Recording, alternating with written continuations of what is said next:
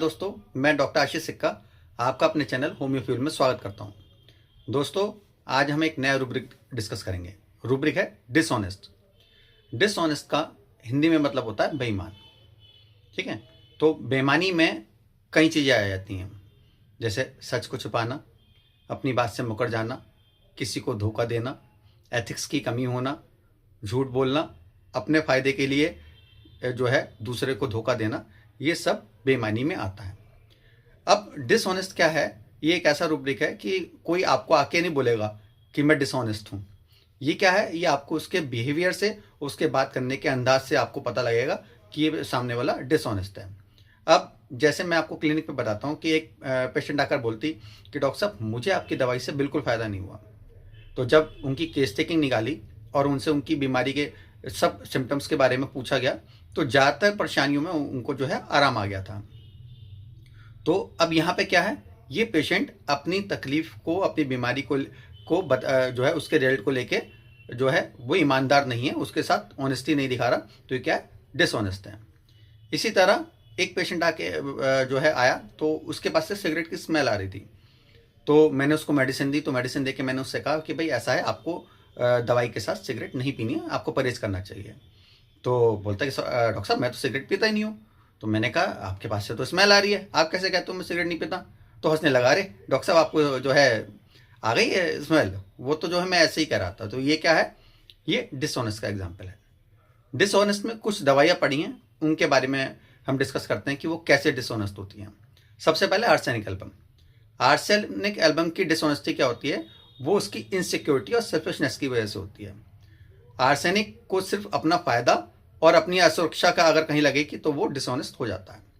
अगर उसका कहीं लॉस हो रहा है तो वो उस लॉस को बचाने के लिए अपने पार्टनर से सच छुपा सकता है, डिसऑनेस्ट हो जाता है वो, क्योंकि एवेरेज और बार्गेनिंग में आर्सेनिक पड़ी है, इसलिए वो जो है डिसऑनेस्टी करता है।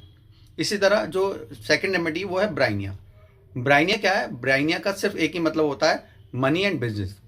वो अपने बिजनेस और मनी के लिए वो किसी भी हद तक डिसऑनेस्ट हो सकता है, क्योंकि फियर ऑफ पॉवर्टी में पड़ा हुआ है। तो फियर ऑफ पॉवर्टी में उसे डर रहता है कि वो गरीब ना हो जाए, तो पैसों के लिए वो बेईमान हो जाता है। इसी तरह इसमें तीसरी रेमेडी पड़ी है, वो है लेकेसिस। लेकेसिस क्या है? लेकेसिस की जो डिसऑनेस्टी है वो उसकी रिवेंजफुल और उसकी जेलेसी की वजह से होती है। लेकेसिस बहुत कनिंग होता है, इसलिए वो मैनिपुलेट करता है और लोगों को भ्रमित करता रहता है। तो जेलेसी की वजह से वो किसी की इमेज को जो है वो गिरा सकता है, उसके लिए वो बेईमानी कर सकता है। तो क्या करता है कि वो 80% सच बोलेगा और 20% ऐसा झूठ बोलेगा कि जो पूरा सच है वो बदल जाता है, और वो जो है वो अपनी बात में जो है सफल हो जाता है। वो डिसऑनेस्टी लेकेसिस की है। इसी तरह पल्सटिल्ला भी इसमें पड़ी हुई है। पल्स के साथ डिसऑनेस्टी में क्या होता है? पल्स को क्या अफेक्शन चाहिए, प्यार चाहिए। तो उस प्यार के लिए वो क्या करती है कि वो उसकी कोई भी परेशानी होगी, वो इतनी बड़ी नहीं होती, पर क्या होता है वो उसको बहुत बड़ा के दिखाती है। ठीक है, और वो रोने लगेगी, इतनी तकलीफ नहीं होती जितना वो रोना दिखाती है, ताकि उसे कंसोलेशन मिल सके, उसको जो है अफेक्शन मिल सके। तो ये पल्स की डिसऑनेस्टी होती है कि अपनी जो है प्रॉपर जो जितनी तकलीफ है उसको ना दिखा के उससे ज़्यादा जो है वो झूठ बोलती है, ताकि जो है वो कंसोलेशन या अफेक्शन पा सके। इसी तरह सल्फर भी इसमें डिसऑनेस्ट हो सकता है। उसके डिसऑनेस्ट की वजह उसकी ईगो और उसकी लेजीनेस है। सल्फर को क्या है? अपनी इमेज ऊंची चाहिए। वो अपनी ऊंची और छवि बनाने के लिए वो क्या करता है? वो डिसऑनेस्ट हो जाता है। वो झूठी कहानियाँ सुनाएगा और बड़ी बड़ी कहानियाँ सुनाएगा, और उसकी हर कहानी में वो खुद ही हीरो होगा।